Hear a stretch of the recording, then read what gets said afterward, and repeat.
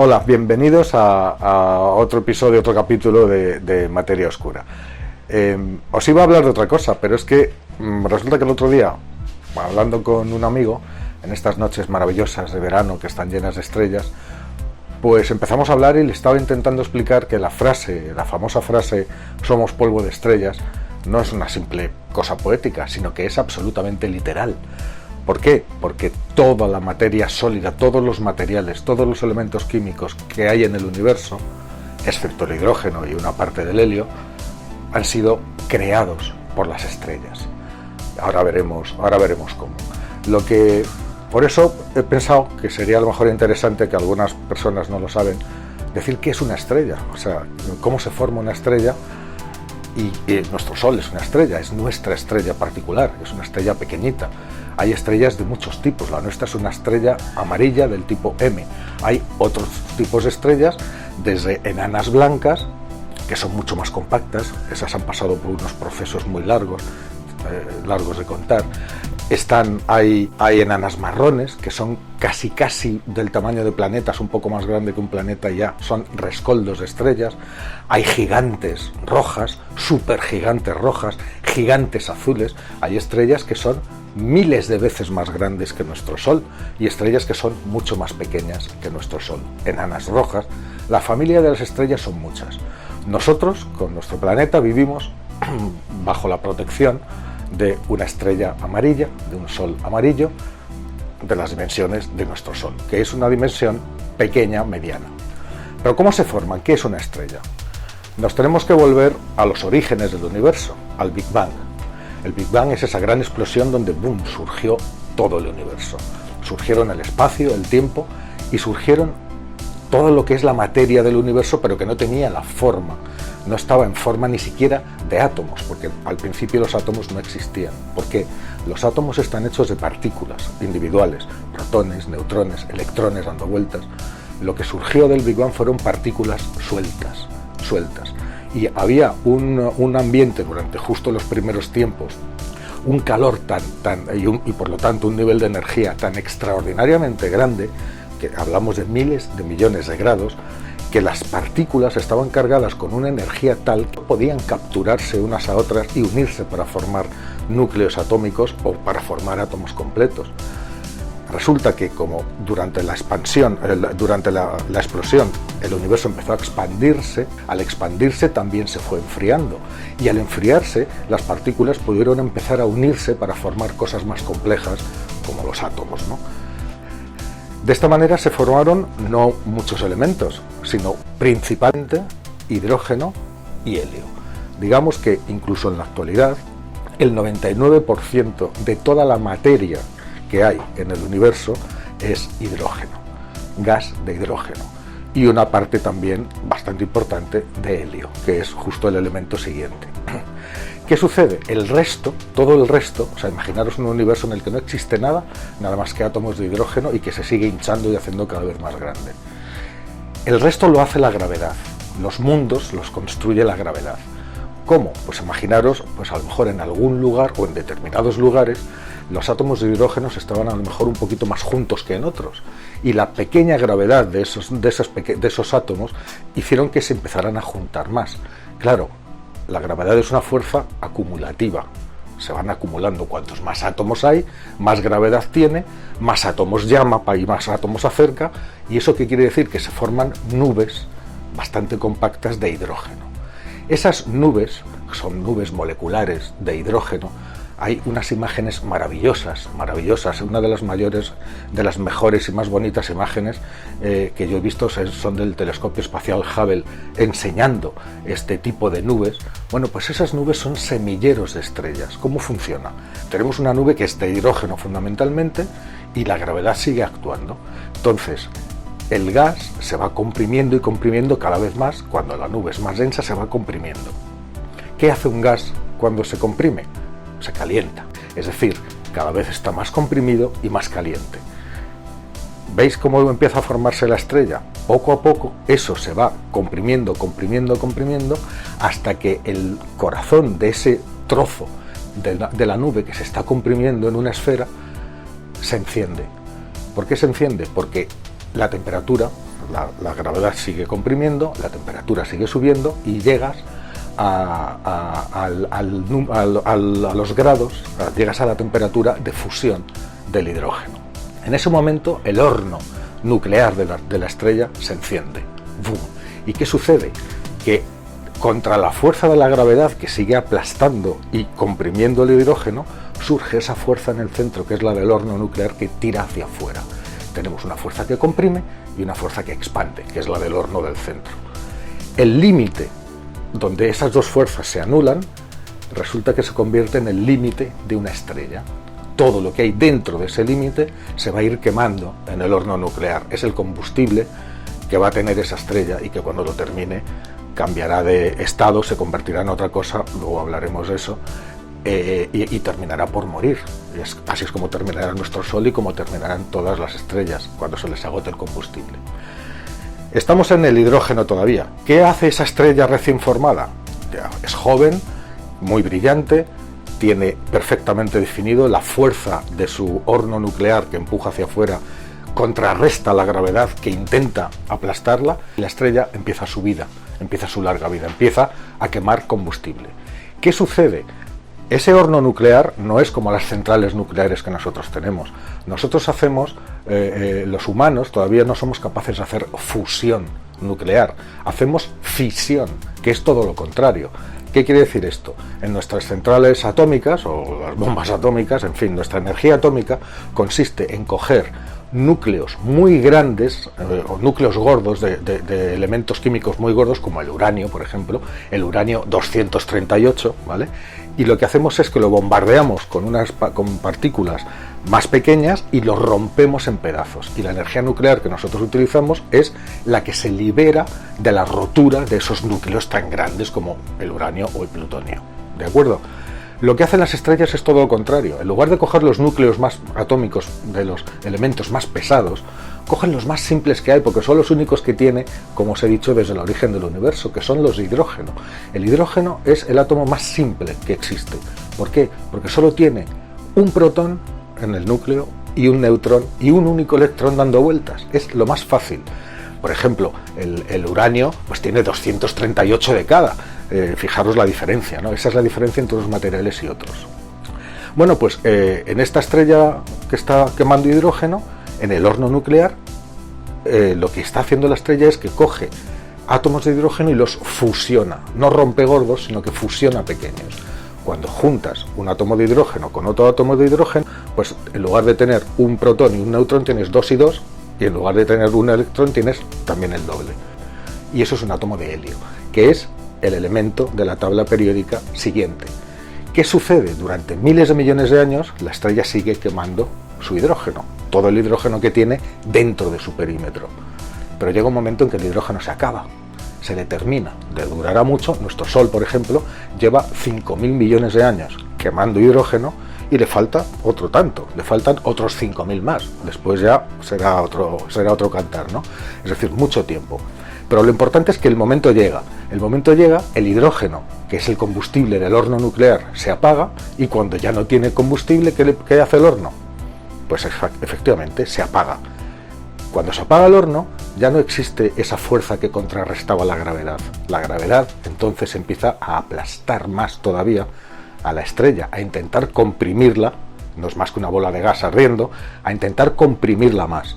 Y al hacerlo, la estrella entonces se vuelve más pequeña, pero también, al seguir comprimiéndose, se calienta muchísimo más, y se calienta hasta el punto de que alcanza la temperatura de fusión del elemento que ha estado creando la estrella, es decir, de helio, de la suma de átomos de hidrógeno.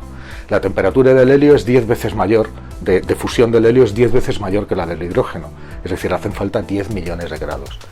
Pero llega, la gravedad comprime, calienta, y cuando en el centro hay 10 millones de grados, ¿qué os sucede? Se vuelve a encender el horno nuclear. ¡Bum! La estrella rebota, porque hay una gran fuerza hacia afuera, vence a la gravedad que la está aplastando, y se empieza a hinchar de una manera espectacular. ¿Qué pasa? Ha cambiado de color, ya no es una estrella amarilla, ahora es una estrella roja. Es roja, se ha convertido en una gigante roja, como tenemos otras, como tenemos algunas muy bonitas en nuestras proximidades, como Betelgeuse, por ejemplo, que es una estrella que por cierto está a punto de explotar, y de la cual si queréis hablamos otro día, ¿no? Bueno, pues tenemos ahora una estrella que ahora ya no está quemando hidrógeno, le queda hidrógeno residual en las zonas externas y está quemando helio, que es el elemento siguiente.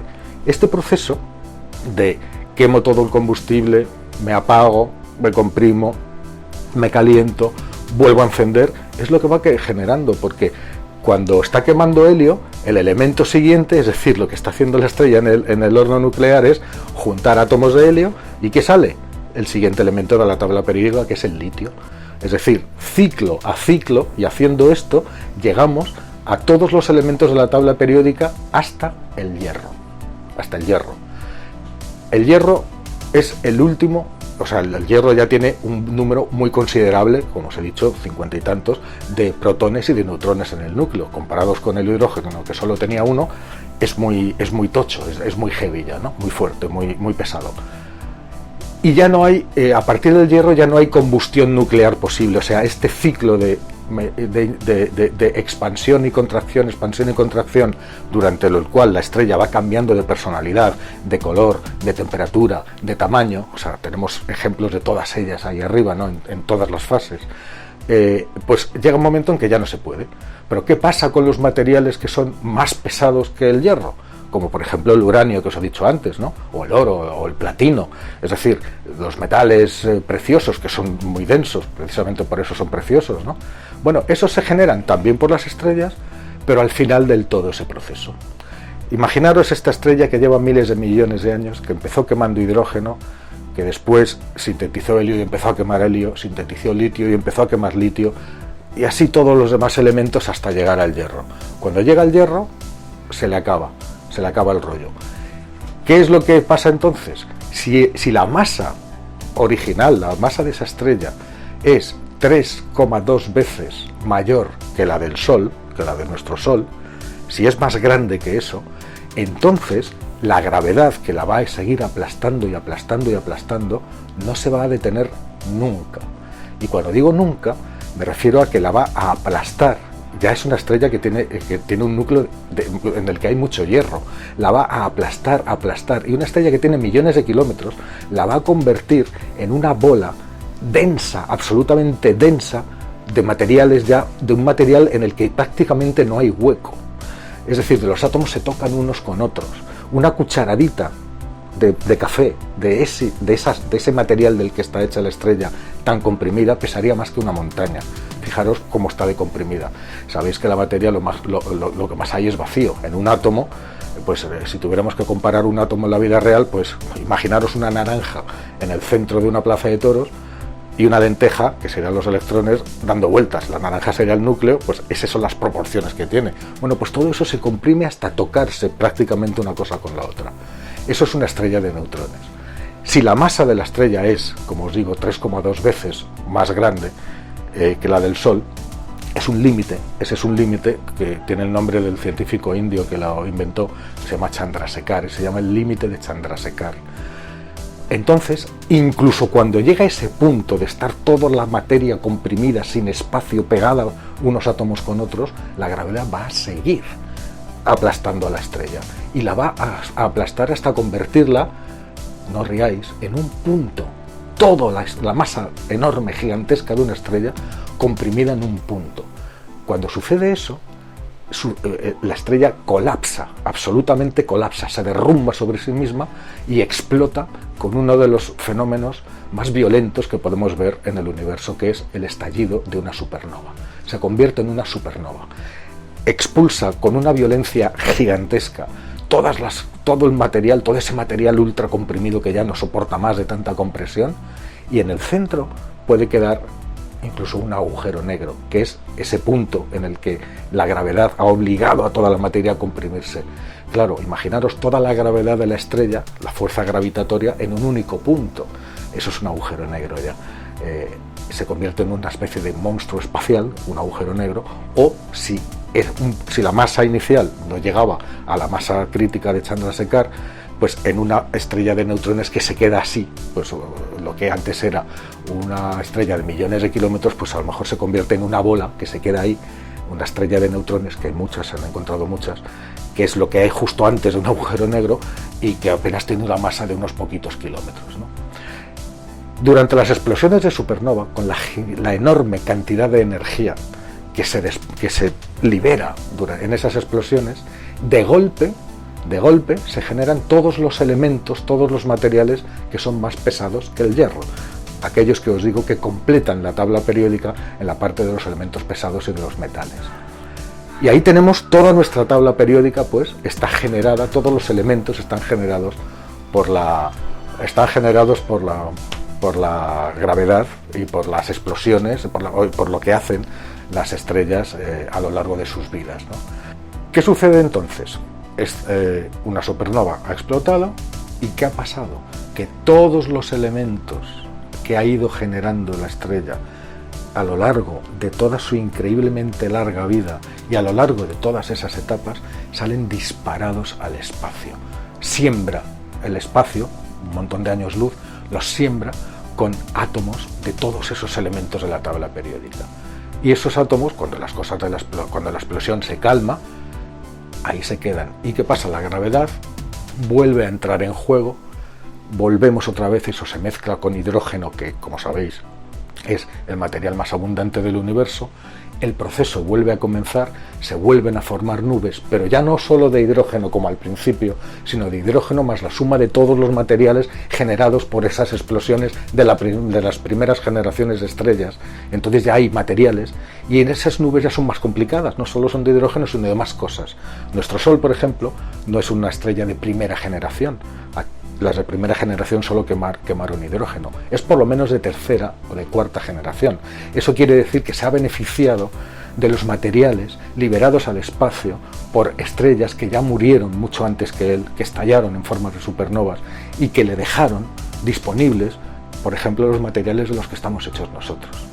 Cuando se formó nuestro Sol, la nube molecular pues no era solo de hidrógeno, sino que tenía todos los elementos que nosotros conocemos en forma de átomos.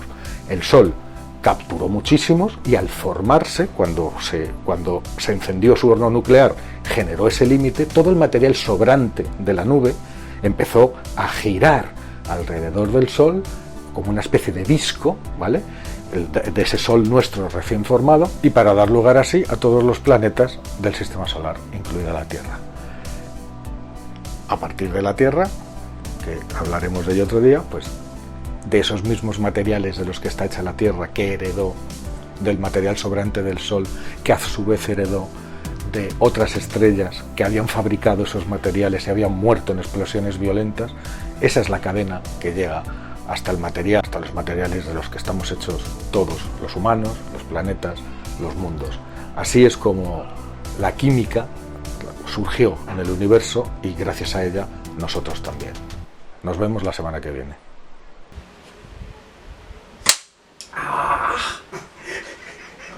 Es que me pica el dedo. Esto como toma falsa. Esto es para las tomas falsas, tío. Es que me he hecho daño, Es que Mira. Es que te has pillado el mollete ahí. Sí. Creo que es dejándolo caer. Sí, por eso. Vale.